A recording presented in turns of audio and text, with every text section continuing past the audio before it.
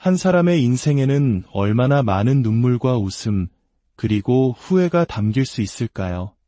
특히 자식을 향한 부모의 마음은 때로는 세상을 다 얻은 듯한 기쁨으로, 때로는 가슴이 저며오는 아픔으로 우리를 이끌곤 합니다. 오늘 우리가 함께 들어볼 이야기는 한 아버지의 삶을 송두리째 흔들었던 딸에 대한 이야기입니다. 이 이야기가 여러분의 마음에 작은 울림을 줄 수 있다면 잠시 시간을 내어 주변의 소중한 이들에게도 공유해 주시길 바랍니다.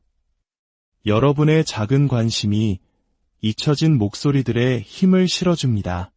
그럼 이제 한 남자의 굴곡진 인생 속으로 조용히 들어가 보겠습니다. 제 나이 어느덧 60의 문턱을 훌쩍 넘었습니다. 제게는 평생을 가슴에 묻고 살아야 했던 단 하나뿐인 딸 아이가 있습니다. 부모와 자식이라는 천륜을 억지로 끊어내고 얼굴조차 보지 못한 채 살아가야 한다는 것은 단순히 가슴이 미어지는 것을 넘어 영혼의 한 조각이 뜯겨나가는 듯한 고통이었습니다. 저는 아주 오랜 시간이 흐른 뒤에야 그 딸과 다시 만날 수 있었습니다. 그 순간의 벅찬 감격은 세상 어떤 말로도 표현할 수 없었지요. 하지만 제 기억 속에 있던 어린 딸은 제가 한 번도 상상해 보지 못했던 모습의 어른이 되어 있었습니다. 제게는 너무나 아리고 아팠던 딸과의 재회에 대한 이야기를 지금부터 들려드리고자 합니다. 저는 이제는 사라져버린, 다 쓰러져가는 판자촌에서 태어났습니다. 1960년대 모두가 가난하고 힘들었던 시절이었죠. 아버지는 어머니가 저를 가졌다는 사실을 알자마자 도망쳤다고 들었습니다.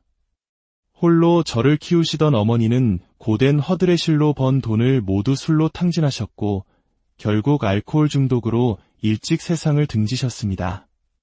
그렇게 저는 10살의 나이로 차가운 고아원 문턱을 넘어야 했습니다.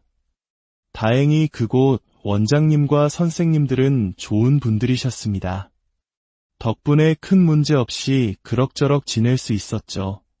먹을 것, 입을 것이 넉넉하지는 않았지만 어머니와 함께 살 때 맹물로 사흘을 버텼던 기억에 비하면 그곳은 천국과도 같았습니다. 배고픔의 고통이 무엇인지 뼈저리게 알았기에 그 정도의 결핍은 힘들게 느껴지지 않았습니다. 제 고아원 생활은 13살에 끝이 났습니다. 정식 입양은 아니었고 시장에서 채소 가게를 하던 부부의 어린 일꾼으로 팔려가다시피 가게 된 것이었죠. 그 시절에는 서류 한 장 없이 아이를 데려가 일을 시키는 일이 드물지 않았습니다. 지금이라면 상상도 못할 인권이라는 단어조차 희미했던 시절의 이야기입니다. 야, 임마. 나이는 새파랗게 어린 놈이 힘은 왜 그렇게 못 써? 상자 2개씩 날라, 2개씩. 우리가 너 같은 고아 녀석 데려와서 먹여주고 재워주고 학교까지 보내주는데 밥값은 해야 할 거 아니야. 그 부부는 주위 사람들의 시선을 병적으로 의식하는 사람들이었습니다. 동네 사람들 앞에서는 언제나 불쌍한 고아 하나 거두어 키우는 자이디 한 사람인 척 행세했죠. 그런 평판이 장사에 도움이 된다고 믿었던 겁니다. 하지만 현실은 지옥과 같았습니다.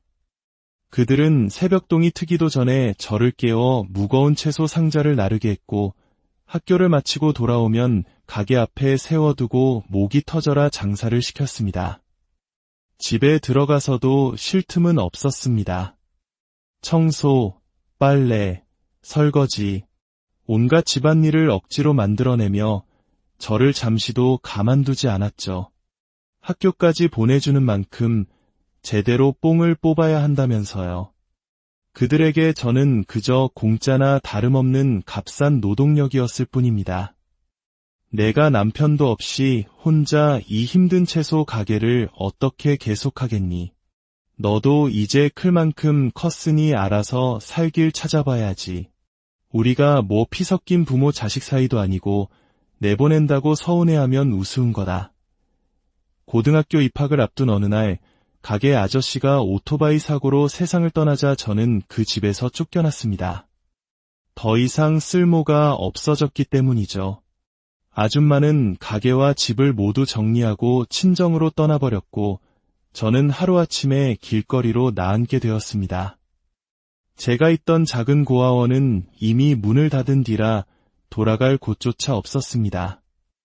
그때부터 저는 어렵게 구한 공장 기숙사에 들어가 돈을 벌며 살기 시작했습니다. 다행히 그곳에서 제 인생의 은인 같은 분을 만났습니다. 그분의 도움으로 23살 늦은 나이에 고등학교 졸업 검정고시에 합격할 수 있었죠. 방연아, 요즘같이 힘든 세상에 너처럼 기구한 사연 가진 사람은 널리고 널렸어. 하지만 불행하게 태어났다고 해서 모두가 끝까지 밑바닥 인생만 살다 가는 건 아니야.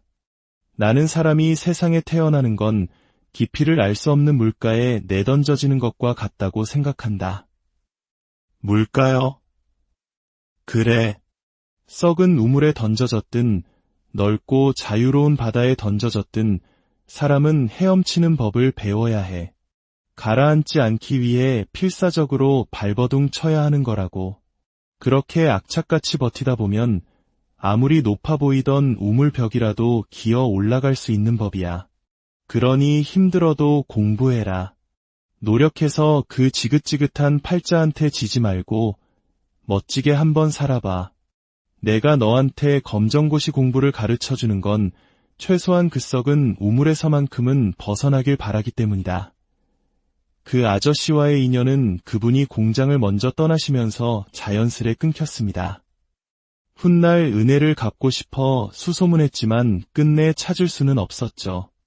하지만 아저씨가 제게 해주셨던 그 말씀은 제 평생의 좌우명이 되어 험난한 세상을 살아가는데 큰 힘과 용기를 주었습니다. 저는 20대 중반, 월급도 제대로 주지 않고 직원들을 함부로 대하던 작은 공장을 나와 번듯한 회사에 취직했습니다. 그리고 그곳에서 제 아내가 될 사람을 만났죠. 부잣집에서 공주님처럼 곱게 자란 아내는 당시 명문여대를 졸업하고 회사에 입사한 모두가 부러워하는 커리어 우먼이었습니다. 그런 멋진 사람이 왜 저 같은 놈을 좋아해 주는지 저는 도무지 이해할 수가 없었습니다. 온실 속 화초처럼 자란 나랑 다르게 방연 씨는 뭐랄까, 거칠게 자란 야생마 같다고 해야 하나?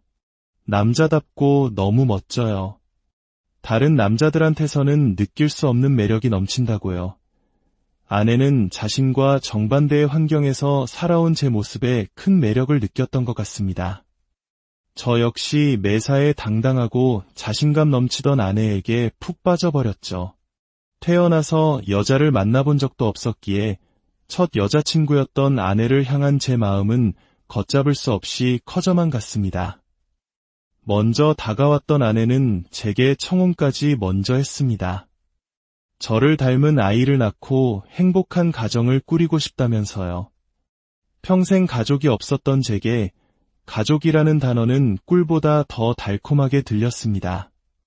드디어 저에게도 꿈에 그리던 가족이 생기는구나 싶어 저는 장모님의 거센 반대에도 불구하고 매일같이 처가 앞에 무릎을 꿇었습니다. 이 양심도 없는 거렁뱅이 자식이 감히 네 집 딸을 넘봐. 우리 인숙이 내 나이 35에 점집이란 점집은 다 찾아다니며 빌고 또 빌어서 겨우 얻은 외동딸이야. 그런데 근본도 모르는 놈이 감히 내 딸을 데려가겠다고. 당시 저는 장인어른께 뺨을 맞고 장모님께 냉수 세례를 받기도 했습니다. 하지만 두 분의 마음이 충분히 이해되었습니다. 금지옥엽 키운 딸을 저 같은 고아 놈에게 주고 싶은 부모가 세상에 어디 있겠습니까? 그럼에도 저는 저를 향한 아내의 맹목적인 사랑을 믿고 용기를 냈습니다. 자식 이기는 부모 없다는 말처럼 결국 장인 장모님도 아내의 고집을 꺾지 못하셨습니다. 저를 못마땅해 하시면서도 딸을 위해 신혼집까지 마련해 주시며 결혼을 허락해 주셨죠. 그 감사한 마음에 저는 처가에 찾아가 머슴처럼 일하고 날선 비난과 비아냥도 묵묵히 받아냈습니다. 그 시절이 행복했다고 말할 수 있는 단 하나의 이유는 바로 제 딸 유민이 때문이었습니다. 이 아이가 정말 내 딸인 거지? 나 강방현의 피를 이은 내 딸이 맞는 거지. 처음으로 딸을 품에 안았던 날 심장이 터져버릴 것 같은 벅찬 감동을 느꼈습니다. 이 아이를 위해서라면 불구덩이라도 기꺼이 뛰어들 수 있을 것만 같았습니다. 그날 이후 저는 완벽한 딸바보가 되었습니다. 으앙. 아빠, 나 넘어졌어. 괜찮아. 울지마 유민아. 아빠가 꼭 1등 만들어줄게. 딸의 유치원 운동회 날 아빠와 함께 달리는 2인 삼각 경기에서 넘어져 우는 딸을 들쳐업고 결승선을 통과했던 기억은 수십 년이 지난 지금도 생생합니다. 1등을 했다는 기쁨에 무릎이 까진 줄도 모르고 방방 뛰며 웃던 딸의 해맑은 얼굴이 제 뇌리에 선명하게 새겨졌기 때문이죠. 비록 규칙 위반으로 실격 처리되긴 했지만요. 아빠, 이거 보세요. 저 받아쓰기 1등 했어요. 아, 우리 유민이 100점 맞았네. 1등이면 유민이만 100점 맞은 거야? 아니요. 저 말고 10명 더 있어요. 그래도 엄마가 100점이면 1등이랬어요. 맞죠? 그럼 맞고 말고 우리 딸 정말 대단하네. 딸은 유독 저를 잘 따랐습니다.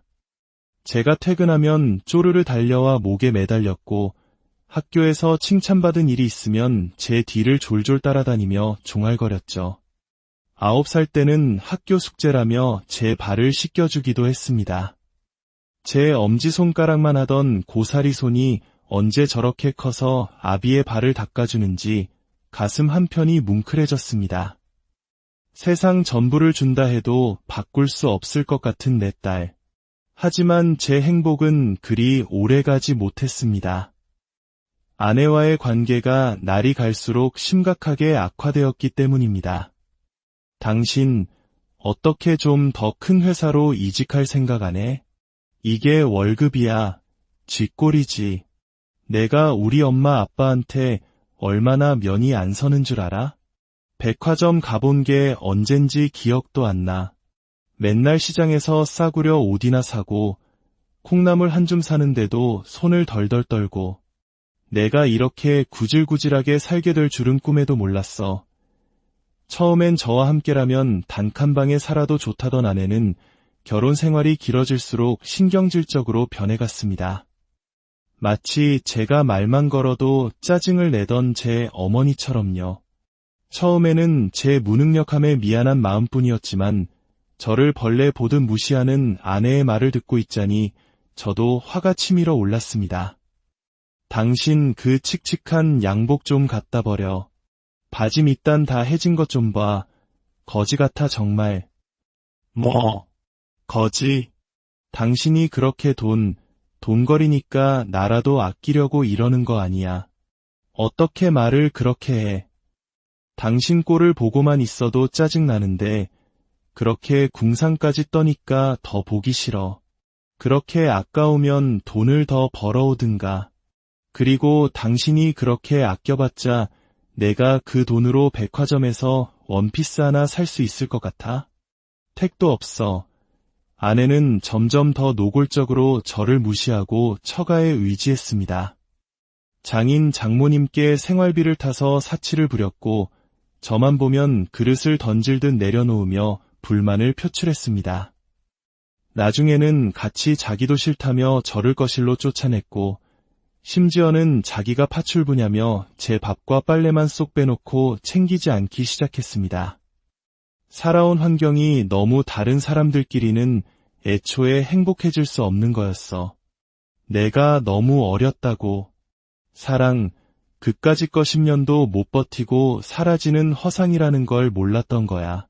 당신처럼 가난한 남자랑 결혼하면 내 인생만 아니라 내 자식 인생까지 궁상맞게 될 줄은 미처 몰랐단 말이야. 결혼 생활은 파국으로 치달았습니다. 아내에게 저는 원망의 대상이었고 저 역시 아내를 보면 숨이 턱 막혀왔습니다. 아이를 위해 어떻게든 버텨보려 했지만 매일같이 싸우는 부모 때문에 불안해하는 딸의 모습을 보니 더는 안 되겠다는 생각이 들었습니다. 결국 아내의 이혼 요구에 딸이 11살 되던 해 우리의 결혼 생활은 끝이 났습니다. 딸만큼은 제가 데려오고 싶었지만 현실의 벽은 너무나 높았습니다. 직장인이었던 저와 달리 아내는 아이와 함께할 시간이 많았고 육아를 도와줄 부모님과 넉넉한 재력까지 갖추고 있었으니까요. 법은 당연하다는 듯 아내의 손을 들어주었습니다. 아빠, 아빠도 같이 가요. 네. 미안해, 유민아. 아빠가 우리 유민이 끝까지 지켜주지 못해서. 정말 미안해. 그렇게 저는 딸과 생이별을 해야 했습니다. 하지만 이것은 고통의 시작에 불과했습니다. 이혼 후 친정으로 들어간 전처는 제게 딸을 보여주지 않았습니다. 전화를 하고 집을 찾아가도 문전박대하기 일쑤였죠. 내 딸한테 버림받은 주제에 여기가 어디라고 찾아와. 우리 유민이한테 자네 같은 거렁뱅이 아빠는 필요 없어. 저는 몰래 딸의 학교 앞으로 찾아가 딱 한 번 딸을 만날 수 있었습니다. 헤어질 때 제 이름을 부르며 목 놓아 울던 딸의 얼굴이 잊히지 않아 혹시 아빠가 자기를 버렸다고 오해할까 봐 견딜 수가 없었기 때문입니다. 아빠, 왜 그동안 저 만나러 안 왔어요? 전 아빠가 이제 저 싫어하는 줄 알고 얼마나 무서웠다고요. 미안해, 우리 딸. 아빠가 우리 유민이를 얼마나 사랑하는데 역시나 딸은 그렇게 생각하고 있었습니다. 어른들의 사정이라고 둘러대며 딸을 안심시켰지만 그것이 마지막 만남이 될 줄은 꿈에도 몰랐습니다. 전처와 장인 장모가 저 몰래 이사를 가버리며 딸도 전학을 가게 된 것입니다. 겨우 연락이 닿은 전처는 제 억장을 무너뜨리는 말을 내뱉었습니다. 이제 그만 좀 해. 이 지긋지긋한 인간아. 양육비도 보내지 마. 그 구질구질한 돈 필요 없다고. 나 이번에 아빠가 소개해준 사람이랑 재혼해서 일본으로 가. 당신 같은 사람이랑은 급이 달라. 그 사람이 벌써부터 우리 유민이를 얼마나 예뻐하는데. 당신이 진짜 유민이를 생각한다면 더는 애 혼란스럽게 하지 말고 깨끗하게 사라져줘. 그렇게 전처는 딸을 데리고 일본으로 이민을 가버렸고 제 딸과의 인연은 속절없이 끊기고 말았습니다. 제가 딸을 위해 할 수 있는 마지막은 가지고 있던 돈을 전부 끌어모아 남은 양육비를 한 번에 보내주는 것뿐이었습니다. 그날 이후 저는 이를 악물었습니다. 결국 내가 돈이 없어서 아내에게 버림받고 내 목숨보다 소중한 딸까지 빼앗긴 것이라는 한이 맺혔습니다. 제 아내는 오직 돕기만이 남았습니다. 그때부터 저는 성공이라는 단 하나의 목표만을 바라보며 정말 지독하게 살았습니다. 대리운전, 막노동, 수산시장 새벽일, 몸이 부서져라 투잡, 쓰리잡을 뛰며 돈을 모았습니다. 그러던 어느 날 대리운전을 하다가 제 인생을 바꿔놓을 귀인을 만나게 되었습니다. 재테크로 빌딩까지 세웠다는 한 할아버지 손님의 술주정을 듣게 된 것이죠. 술에 취해 제 사정을 들은 그분은 자신의 성공담을 늘어놓더니 관심 있으면 연락하라며 명함을 건넸습니다. 저는 다음 날 바로 연락을 드렸습니다. 처음에는 술 취한 사람 말을 뭘 그렇게 진지하게 듣냐며 곤란해하셨지만 저는 그 기회를 놓칠 수 없었습니다. 그분 집 앞에서 무릎까지 꿇고 제발 한 번만 도와달라고 매달렸습니다. 제 절박함이 통했는지 그분은 마침내 마음을 열어주셨습니다. 저는 1년간 그분의 문화생처럼 꾸준히 일을 도맡아 하며 어깨너머로 재테크를 배웠습니다. 그분은 1년 뒤 미국에 있는 아들에게로 떠나셨지만 제게는 평생의 스승이자 은인이었습니다. 그분의 가르침을 바탕으로 때로는 큰 손실을 보며 길바닥에 나앉을 뻔한 위기도 겪었지만 결국 저는 50대 후반에 서울 외곽의 5층짜리 건물의 주인이 될 수 있었습니다. 건물주가 되어 경제적으로 여유를 찾은 뒤 저는 봉사활동을 시작했습니다. 저처럼 힘든 어린 시절을 보내고 있을 아이들에게 조금이나마 힘이 되어주고 싶었고, 아이들을 보면 헤어진 딸 생각이 간절했기 때문입니다. 저는 재혼도 하지 않은 채 오직 일과 봉사에만 매달리며 나이를 먹어갔습니다. 딸과 연락이 끊긴 지 30년이 지난 어느 날 제게 청천벽력 같은 소식이 전해졌습니다. 죄송합니다. 너무 늦게 찾아오셨습니다. 길어야 6개월 정도 남으신 것 같습니다. 복통이 심해 찾아간 병원에서 췌장암 말기 시한부 판정을 받게 된 것입니다. 처음에는 통원 치료를 받았지만 항암 치료 부작용으로 결국 병원에 입원하게 되었습니다. 하지만 저를 진정으로 서럽게 만든 것은 병의 고통이 아닌 지독한 외로움이었습니다. 다른 환자들은 가족들이 곁을 지켜주는데 제 곁에는 아무도 없었죠.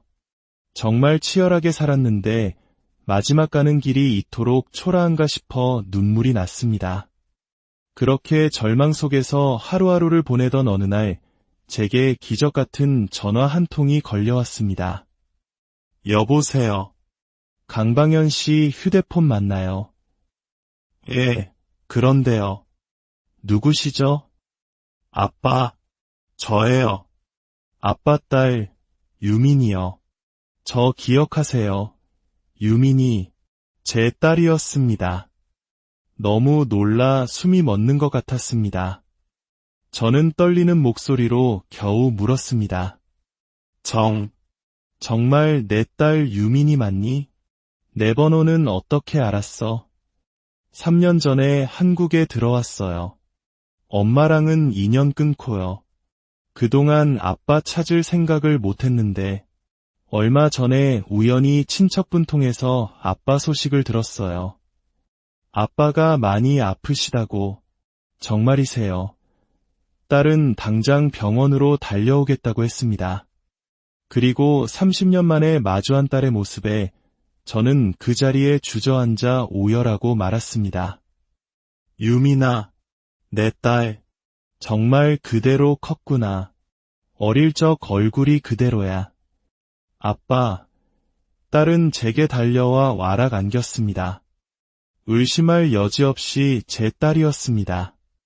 40이 넘은 나이에도 어릴 적 모습이 고스란히 남아있었죠. 늘 상상만 해왔던 딸의 모습을 실제로 마주하니 주체할 수 없는 눈물이 하염없이 흘러내렸습니다. 우리는 한참을 부둥켜 안고 울고 또 울었습니다. 겨우 진정이 된 후 저는 딸이 살아온 이야기를 듣게 되었습니다. 새아빠란 사람이 처음에는 잘해주는 척하더니 자기 딸이 태어나자마자 저를 노골적으로 홀대하기 시작했어요. 엄마도 점점 동생만 예뻐하고 아빠를 닮았다는 이유로 저를 냉대했고요. 일본에서 정말 서럽게 컸어요. 전처는 심지어 제게 재혼해서 딸이 둘이나 있다는 거짓말까지 하며 딸이 저를 찾지 못하게 막았다고 했습니다. 그러다 새아빠의 외도로 이혼한 뒤 외할아버지가 물려주신 재산까지 모두 탕진한 전처가 딸을 찾아와 봉양하라고 행패를 부렸고 거기에 질려버린 딸이 한국으로 도망치듯 들어왔다는 것이었습니다. 가슴이 찢어질 듯 아팠습니다. 제가 딸을 얼마나 보고 싶어 했는지 아느냐며 딸은 다시 서럽게 울음을 터뜨렸습니다. 미안하다, 유민아. 내가 진작 널 찾았어야 했는데 내 엄마의 모성애를 너무 믿었구나. 아니에요, 아빠. 저야말로 죄송해요. 아빠가 이렇게 아프신 줄도 모르고 더 빨리 찾아왔어야 했는데 이제 걱정 마세요. 제가 아빠 곁에 있을게요. 제가 어떻게 해서든 아빠 살릴게요. 그날 이후 딸은 직장까지 휴직하고 매일같이 제 곁을 지키며 간병했습니다. 우리는 병원 복도를 함께 산책하며 그동안 못다 한 이야기를 나누었고 잠시 외출이 허락되었을 때는 미술관과 영화관을 찾아 잃어버린 시간을 채워나갔습니다. 평생 일에만 매달려 살아온 제게 딸은 세상의 즐거움을 하나라도 더 보여주고 싶어 했습니다. 딸의 지극한 정성 덕분이었을까요? 얼마 살지 못할 것이라던 제 상태가 조금씩 호전되기 시작했습니다. 밥도 잘 먹게 되고 기력도 눈에 띄게 돌아왔죠. 딸을 위해서라도 더 살고 싶다는 제 의지가 기적을 만드는 것만 같았습니다. 하지만 저는 그저 속고 있었을 뿐이라는 사실을 딸과 재회한 지 2달이 지난 어느 날 알게 되었습니다. 그날 잠시 어디 좀 다녀오겠다던 딸이 늦어지자 저는 바람이라도 쐴 겸 혼자 병원 밖으로 나섰습니다. 천천히 산책을 하던 중 저 멀리 뵌 한 사람의 인생에는 얼마나 많은 눈물과 웃음, 그리고 후회가 담길 수 있을까요? 특히 자식을 향한 부모의 마음은 때로는 세상을 다 얻은 듯한 기쁨으로, 때로는 가슴이 저며오는 아픔으로 우리를 이끌곤 합니다. 오늘 우리가 함께 들어볼 이야기는 한 아버지의 삶을 송두리째 흔들었던 딸에 대한 이야기입니다. 이 이야기가 여러분의 마음에 작은 울림을 줄 수 있다면 잠시 시간을 내어 주변의 소중한 이들에게도 공유해 주시길 바랍니다. 여러분의 작은 관심이 잊혀진 목소리들의 힘을 실어줍니다. 그럼 이제 한 남자의 굴곡진 인생 속으로 조용히 들어가 보겠습니다. 제 나이 어느덧 60의 문턱을 훌쩍 넘었습니다. 제게는 평생을 가슴에 묻고 살아야 했던 단 하나뿐인 딸 아이가 있습니다. 부모와 자식이라는 천륜을 억지로 끊어내고 얼굴조차 보지 못한 채 살아가야 한다는 것은 단순히 가슴이 미어지는 것을 넘어 영혼의 한 조각이 뜯겨나가는 듯한 고통이었습니다. 저는 아주 오랜 시간이 흐른 뒤에야 그 딸과 다시 만날 수 있었습니다. 그 순간의 벅찬 감격은 세상 어떤 말로도 표현할 수 없었지요. 하지만 제 기억 속에 있던 어린 딸은 제가 한 번도 상상해 보지 못했던 모습의 어른이 되어 있었습니다. 제게는 너무나 아리고 아팠던 딸과의 재회에 대한 이야기를 지금부터 들려드리고자 합니다. 저는 이제는 사라져버린, 다 쓰러져가는 판자촌에서 태어났습니다. 1960년대 모두가 가난하고 힘들었던 시절이었죠.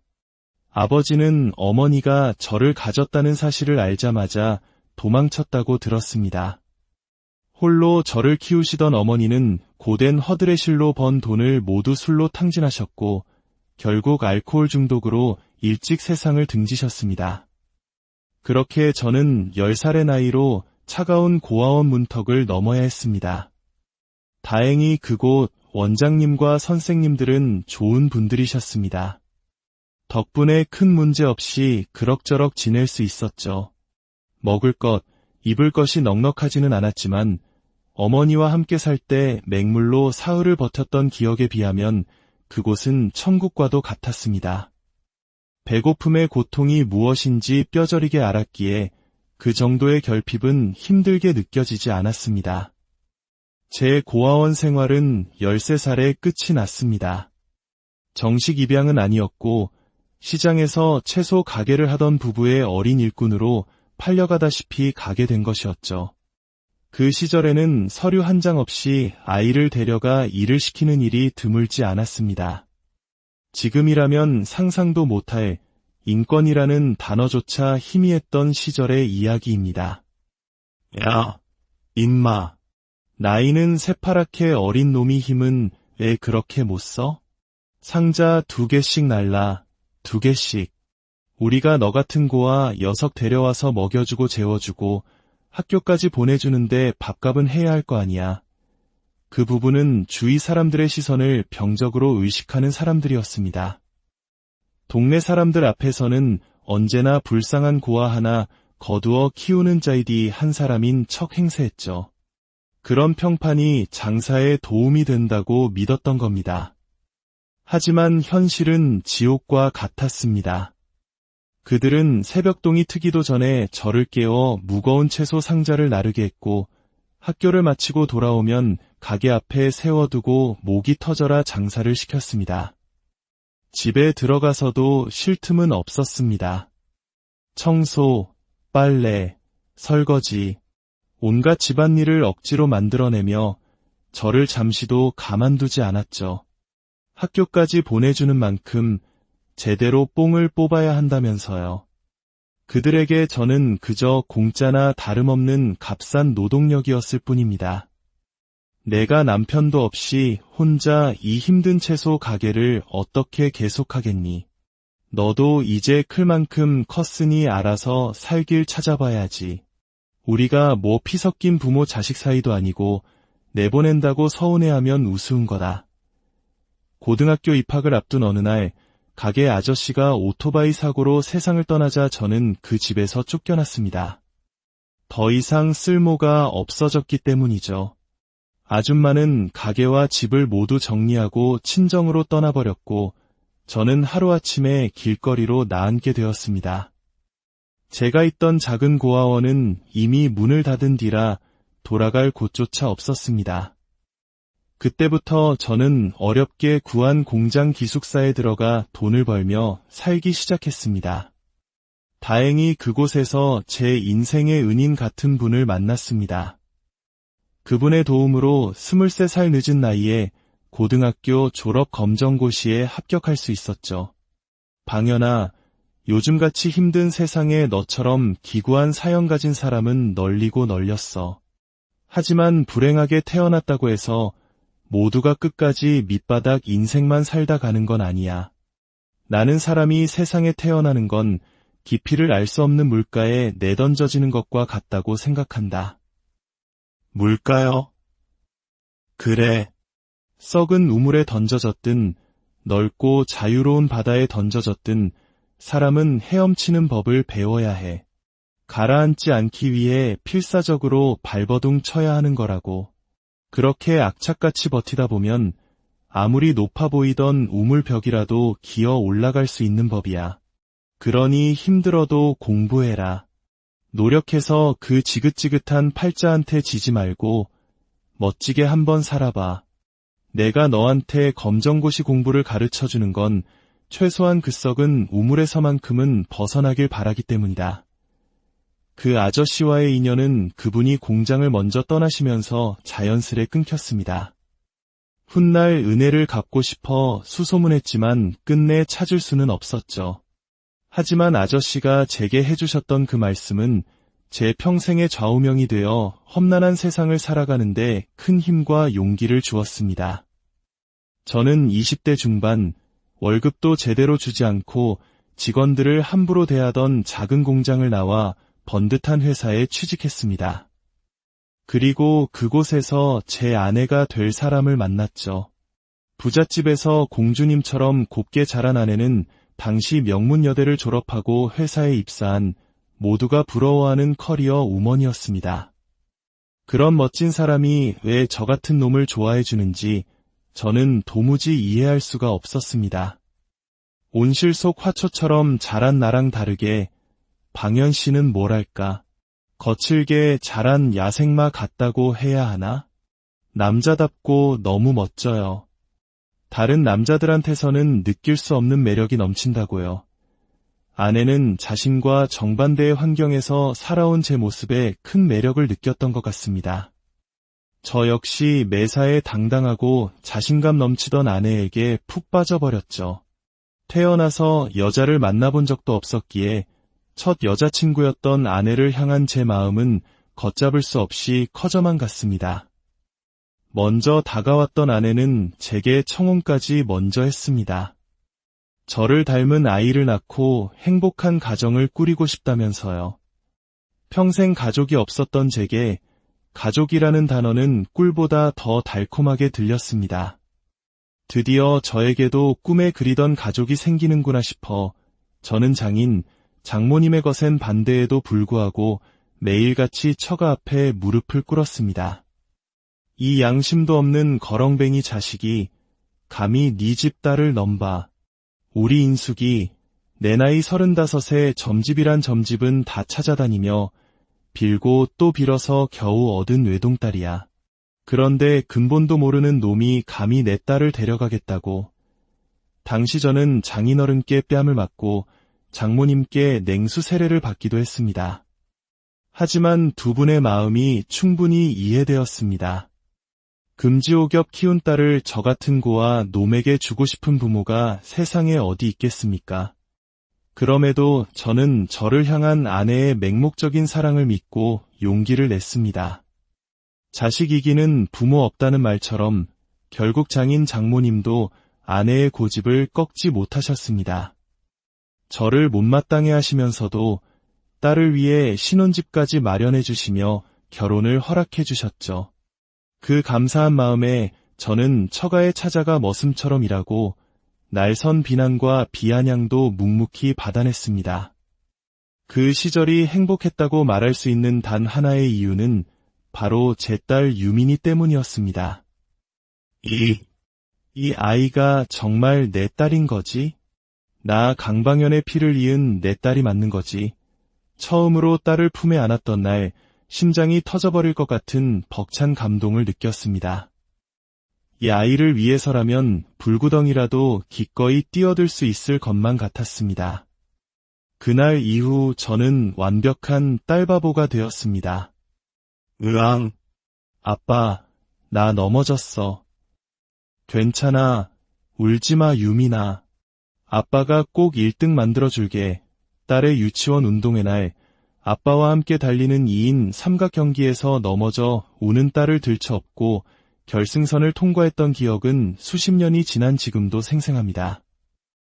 1등을 했다는 기쁨에 무릎이 까진 줄도 모르고 방방 뛰며 웃던 딸의 해맑은 얼굴이 제 뇌리에 선명하게 새겨졌기 때문이죠. 비록 규칙 위반으로 실격 처리되긴 했지만요. 아빠, 이거 보세요. 저 받아쓰기 1등 했어요. 아, 우리 유민이 100점 맞았네. 1등이면 유민이만 100점 맞은 거야? 아니요. 저 말고 10명 더 있어요. 그래도 엄마가 100점이면 1등이랬어요. 맞죠? 그럼 맞고 말고 우리 딸 정말 대단하네. 딸은 유독 저를 잘 따랐습니다. 제가 퇴근하면 쪼르르 달려와 목에 매달렸고 학교에서 칭찬받은 일이 있으면 제 뒤를 졸졸 따라다니며 종알거렸죠. 9살 때는 학교 숙제라며 제 발을 씻겨주기도 했습니다. 제 엄지손가락만 하던 고사리 손이 언제 저렇게 커서 아비의 발을 닦아주는지 가슴 한편이 뭉클해졌습니다. 세상 전부를 준다 해도 바꿀 수 없을 것 같은 내 딸. 하지만 제 행복은 그리 오래가지 못했습니다. 아내와의 관계가 날이 갈수록 심각하게 악화되었기 때문입니다. 당신 어떻게 좀 더 큰 회사로 이직할 생각 안 해? 이게 월급이야. 쥐꼬리지. 내가 우리 엄마 아빠한테 얼마나 면이 안 서는 줄 알아? 백화점 가본 게 언젠지 기억도 안 나.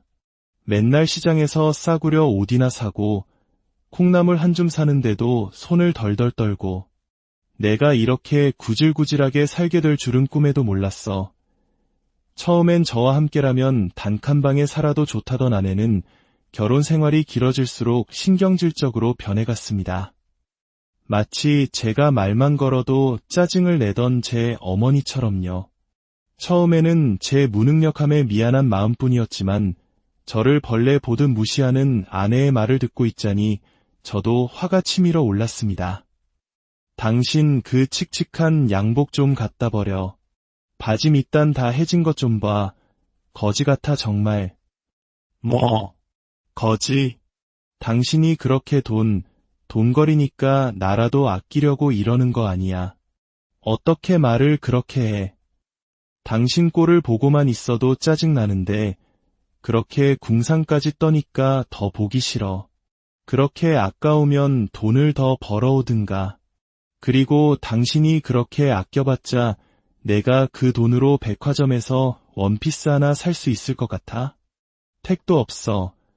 아내는 점점 더 노골적으로 저를 무시하고 처가에 의지했습니다.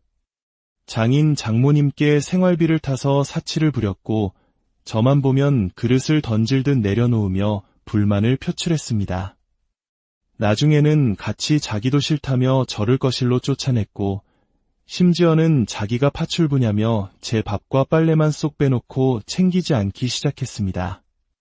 살아온 환경이 너무 다른 사람들끼리는 애초에 행복해질 수 없는 거였어. 내가 너무 어렸다고. 사랑, 그까짓 거 10년도 못 버티고 사라지는 허상이라는 걸 몰랐던 거야.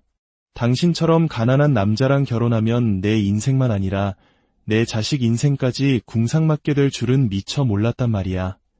결혼 생활은 파국으로 치달았습니다. 아내에게 저는 원망의 대상이었고 저 역시 아내를 보면 숨이 턱 막혀왔습니다. 아이를 위해 어떻게든 버텨보려 했지만 매일같이 싸우는 부모 때문에 불안해하는 딸의 모습을 보니 더는 안 되겠다는 생각이 들었습니다. 결국 아내의 이혼 요구에 딸이 11살 되던 해 우리의 결혼 생활은 끝이 났습니다. 딸만큼은 제가 데려오고 싶었지만 현실의 벽은 너무나 높았습니다. 직장인이었던 저와 달리 아내는 아이와 함께할 시간이 많았고 육아를 도와줄 부모님과 넉넉한 재력까지 갖추고 있었으니까요. 법은 당연하다는 듯 아내의 손을 들어주었습니다. 아빠도 같이 가요. 네. 미안해, 유민아. 아빠가 우리 유민이 끝까지 지켜주지 못해서. 정말 미안해. 그렇게 저는 딸과 생이별을 해야 했습니다. 하지만 이것은 고통의 시작에 불과했습니다. 이혼 후 친정으로 들어간 전처는 제게 딸을 보여주지 않았습니다. 전화를 하고 집을 찾아가도 문전박대하기 일쑤였죠. 내 딸한테 버림받은 주제에 여기가 어디라고 찾아와. 우리 유민이한테 자네 같은 거렁뱅이 아빠는 필요 없어. 저는 몰래 딸의 학교 앞으로 찾아가 딱 한 번 딸을 만날 수 있었습니다. 헤어질 때 제 이름을 부르며 목 놓아 울던 딸의 얼굴이 잊히지 않아 혹시 아빠가 자기를 버렸다고 오해할까 봐 견딜 수가 없었기 때문입니다. 아빠, 왜 그동안 저 만나러 안 왔어요? 전 아빠가 이제 저 싫어하는 줄 알고 얼마나 무서웠다고요. 미안해, 우리 딸.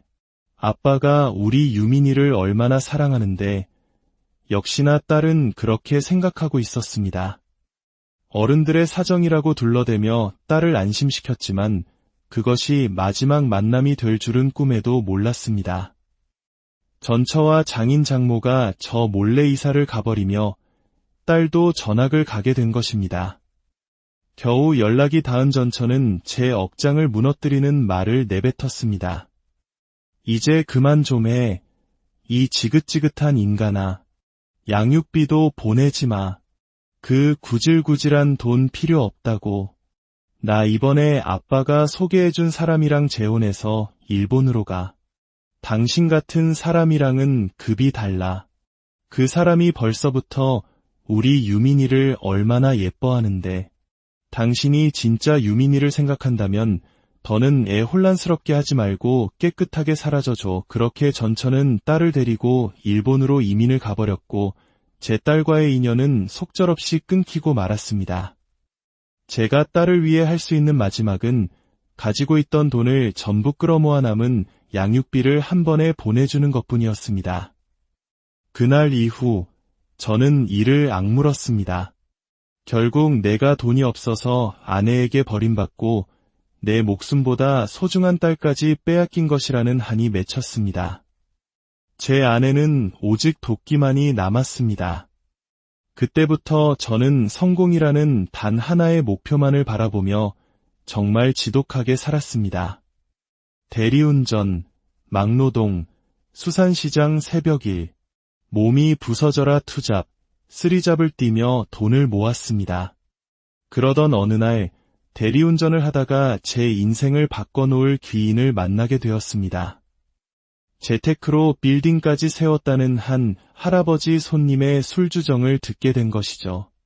술에 취해 제 사정을 들은 그분은 자신의 성공담을 늘어놓더니 관심 있으면 연락하라며 명함을 건넸습니다. 저는 다음 날 바로 연락을 드렸습니다.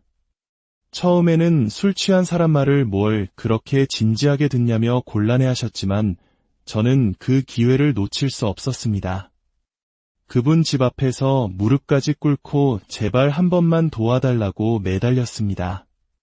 제 절박함이 통했는지 그분은 마침내 마음을 열어주셨습니다.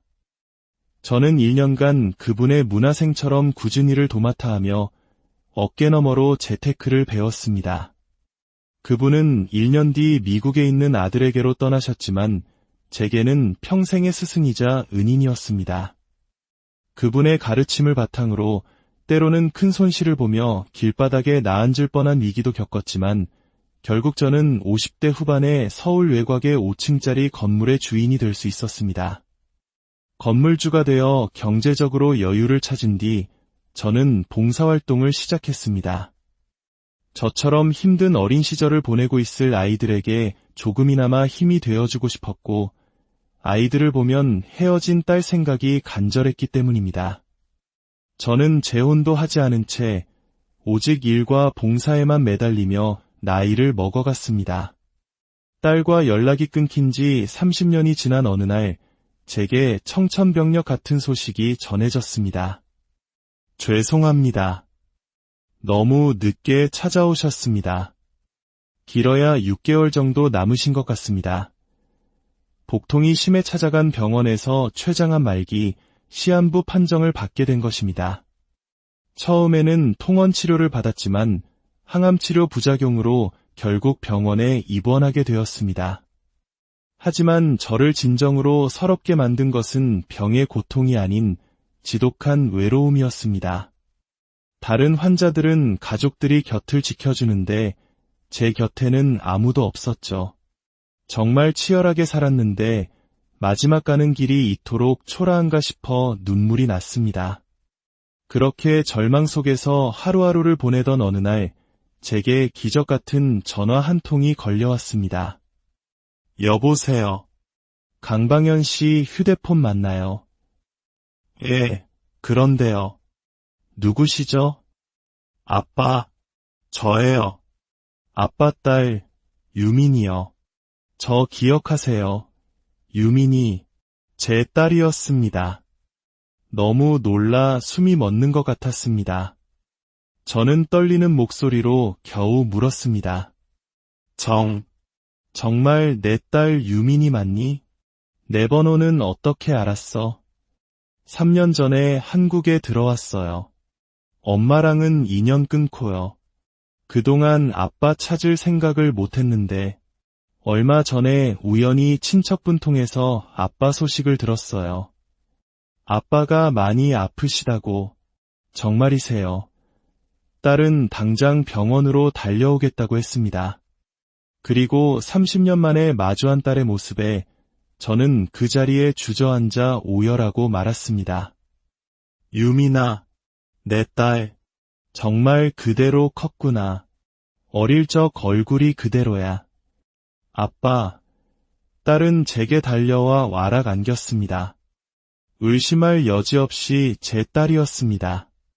40이 넘은 나이에도 어릴 적 모습이 고스란히 남아있었죠. 늘 상상만 해왔던 딸의 모습을 실제로 마주하니 주체할 수 없는 눈물이 하염없이 흘러내렸습니다. 우리는 한참을 부둥켜 안고 울고 또 울었습니다. 겨우 진정이 된 후 저는 딸이 살아온 이야기를 듣게 되었습니다. 새아빠란 사람이 처음에는 잘해주는 척하더니 자기 딸이 태어나자마자 저를 노골적으로 홀대하기 시작했어요. 엄마도 점점 동생만 예뻐하고 아빠를 닮았다는 이유로 저를 냉대했고요. 일본에서 정말 서럽게 컸어요. 전처는 심지어 제게 재혼해서 딸이 둘이나 있다는 거짓말까지 하며 딸이 저를 찾지 못하게 막았다고 했습니다. 그러다 새아빠의 외도로 이혼한 뒤 외할아버지가 물려주신 재산까지 모두 탕진한 전처가 딸을 찾아와 봉양하라고 행패를 부렸고 거기에 질려버린 딸이 한국으로 도망치듯 들어왔다는 것이었습니다. 가슴이 찢어질 듯 아팠습니다. 제가 딸을 얼마나 보고 싶어 했는지 아느냐며 딸은 다시 서럽게 울음을 터뜨렸습니다. 미안하다, 유민아. 내가 진작 널 찾았어야 했는데 내 엄마의 모성애를 너무 믿었구나. 아니에요, 아빠. 저야말로 죄송해요. 아빠가 이렇게 아프신 줄도 모르고 더 빨리 찾아왔어야 했는데 이제 걱정 마세요.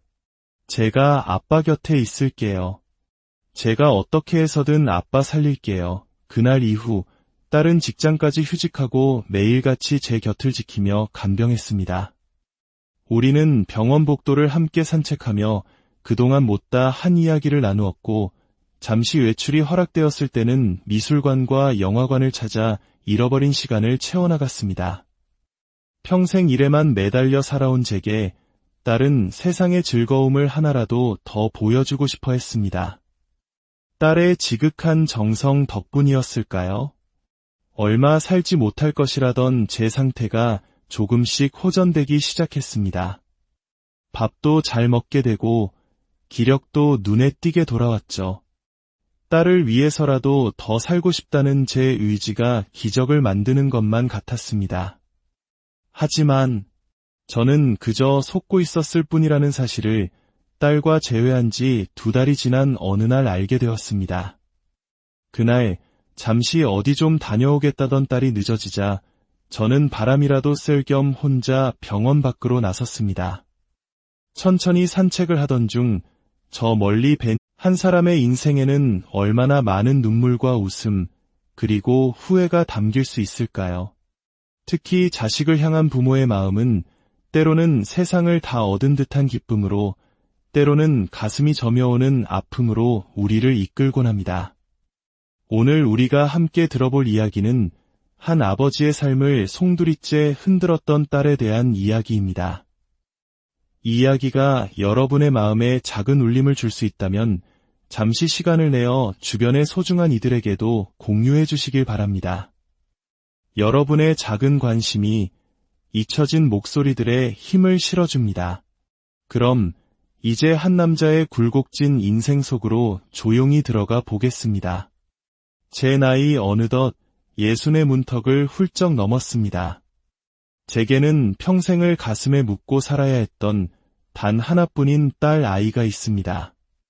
부모와 자식이라는 천륜을 억지로 끊어내고 얼굴조차 보지 못한 채 살아가야 한다는 것은 단순히 가슴이 미어지는 것을 넘어 영혼의 한 조각이 뜯겨나가는 듯한 고통이었습니다. 저는 아주 오랜 시간이 흐른 뒤에야 그 딸과 다시 만날 수 있었습니다. 그 순간의 벅찬 감격은 세상 어떤 말로도 표현할 수 없었지요. 하지만 제 기억 속에 있던 어린 딸은 제가 한 번도 상상해 보지 못했던 모습의 어른이 되어 있었습니다. 제게는 너무나 아리고 아팠던 딸과의 재회에 대한 이야기를 지금부터 들려드리고자 합니다. 저는 이제는 사라져버린, 다 쓰러져가는 판자촌에서 태어났습니다. 1960년대 모두가 가난하고 힘들었던 시절이었죠. 아버지는 어머니가 저를 가졌다는 사실을 알자마자 도망쳤다고 들었습니다. 홀로 저를 키우시던 어머니는 고된 허드레실로 번 돈을 모두 술로 탕진하셨고 결국 알코올 중독으로 일찍 세상을 등지셨습니다. 그렇게 저는 10살의 나이로 차가운 고아원 문턱을 넘어야 했습니다. 다행히 그곳 원장님과 선생님들은 좋은 분들이셨습니다. 덕분에 큰 문제 없이 그럭저럭 지낼 수 있었죠. 먹을 것, 입을 것이 넉넉하지는 않았지만 어머니와 함께 살 때 맹물로 사흘을 버텼던 기억에 비하면 그곳은 천국과도 같았습니다. 배고픔의 고통이 무엇인지 뼈저리게 알았기에 그 정도의 결핍은 힘들게 느껴지지 않았습니다. 제 고아원 생활은 13살에 끝이 났습니다. 정식 입양은 아니었고 시장에서 채소 가게를 하던 부부의 어린 일꾼으로 팔려가다시피 가게 된 것이었죠. 그 시절에는 서류 한 장 없이 아이를 데려가 일을 시키는 일이 드물지 않았습니다. 지금이라면 상상도 못할 인권이라는 단어조차 희미했던 시절의 이야기입니다. 야, 임마. 나이는 새파랗게 어린 놈이 힘은 왜 그렇게 못 써? 상자 2개씩 날라, 2개씩. 우리가 너 같은 고아 녀석 데려와서 먹여주고 재워주고 학교까지 보내주는데 밥값은 해야 할 거 아니야. 그 부분은 주위 사람들의 시선을 병적으로 의식하는 사람들이었습니다.